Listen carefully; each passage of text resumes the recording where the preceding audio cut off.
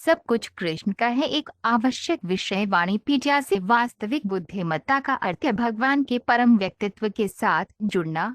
जब ऐसा किया जाता है तो भगवान का परम व्यक्तित्व भीतर से व्यक्ति को वास्तविक बुद्धि देता है, जिसके द्वारा वह घर लौट सकता है, वापस भगवान के पास। भौतिक जगत में बुद्धिमत्ता को इस श्लोक में प्रमादा के रूप में वर्णित किया गया है, क्योंकि भौतिक अस्तित्व में जीव झूठा दावा करता है कि चीजें उसकी हैं। वह सोचता है, मैं उन सभी का सम्राट हूँ जिनका मैं सर्वेक्षण करता हूँ। ये अज्ञान है। दरअसल उसका कुछ भी नहीं है।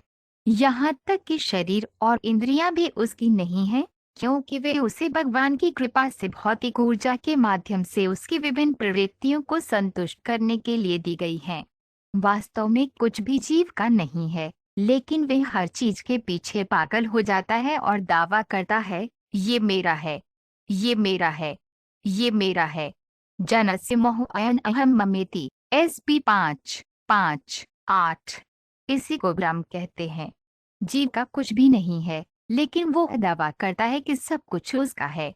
भगवान चैतन्य महाप्रभु अनुशंसा करते हैं कि इस झूठी बुद्धि को शुद्ध किया जाए। सीतो दर्पण मार्जनम। CC अंत 20.12। जब बुद्धि का दर्पण चमक उठता है तो जीव की वास्तविक गतिविधियां शुरू हो जाती हैं। इसका मतलब ये है कि जब कोई व्यक्ति कृष्ण चेतना के मंच पर आता है तो उसकी वास्तविक बुद्धि कार्य करती है। उस समय वह जानता है कि सब कुछ कृष्ण का है और कुछ भी उसका नहीं है। जब तक कोई सोचता है कि सब कुछ उसका है, वह भौतिक चेतना में है, और जब वह पूरी तरह से जानता है कि सब कुछ कृष्ण का है, तो वह कृष्ण चेतना में है। श्रील प्रभुपाद की पुस्तकें, व्याख्यान, वार्तालाप और पत्र इस आवश्यक विषय की व्यापक प्रस्तुति प्रदान करते हैं, जैसा कि वाणी कोट से एवरीथिंग बिलोंग्स टू कृष्णा श्रेणी में देखा गया है। उनकी पुस्तकों का एक परिचय निम्नलिखित 8 उद्धरणों में दिया गया है। श्रील प्रभुपाद की पुस्तकों से उद्धरण। एक कृष्ण भावना भावित व्यक्ति अच्छी तरह से जानता है कि सब कुछ कृष्ण का है, और इस प्रकार वे हमेशा व्यक्तिगत स्वामित्व की भावनाओं से मुक्त रहता है। वैसे भी उन्हें अपने व्यक्तिगत खाते में किसी भी चीज की कोई लालसा नहीं है। वह जानता है कि कृष्ण चेतना के पक्ष में चीजों को कैसे स्वीकार करना है और कृष्ण चेतना के प्रतिकूल चीजों को कैसे अस्वीकार करना है। भगवद गीता 6.10। जब बुद्धि का दर्पण चमक उठता है तो जीव की वास्तविक गतिविधियां शुरू हो जाती हैं। इसका मतलब ये है कि जब कोई व्यक्ति कृष्ण चेतना के मंच पर आता है तो उसकी वास्तविक बुद्धि कार्य करती है। उस समय वह जानता है कि सब कुछ कृष्ण का है और कुछ भी उसका नहीं है। जब तक कोई सोचता है कि सब कुछ उसका है, वह भौतिक चेतना में है, और जब वह पूरी तरह से जानता है कि सब कुछ कृष्ण का है, तो वह कृष्ण चेतना में है। श्रीमद्भागवत 4.295। सब कुछ भगवान कृष्ण का है, लेकिन अपने विकृत मन और इंद्रियों के कारण हम भगवान की संपत्ति को लूटते हैं और अपनी इंद्रियों को संतुष्ट करने में लगे रहते हैं।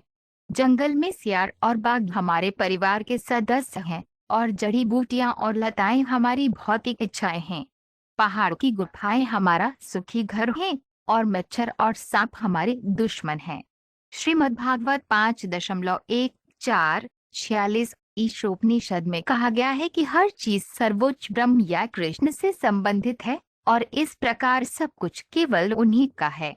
जो अच्छी तरह से जानता है कि सब कुछ कृष्ण का है, कि वह हर चीज का स्वामी है और इसलिए सब कुछ भगवान की सेवा में लगा हुआ है, उसे स्वाभाविक रूप से अपने कार्यों के परिणामों से कोई लेना देना नहीं है, चाहे वह पुण्य हो या पाप।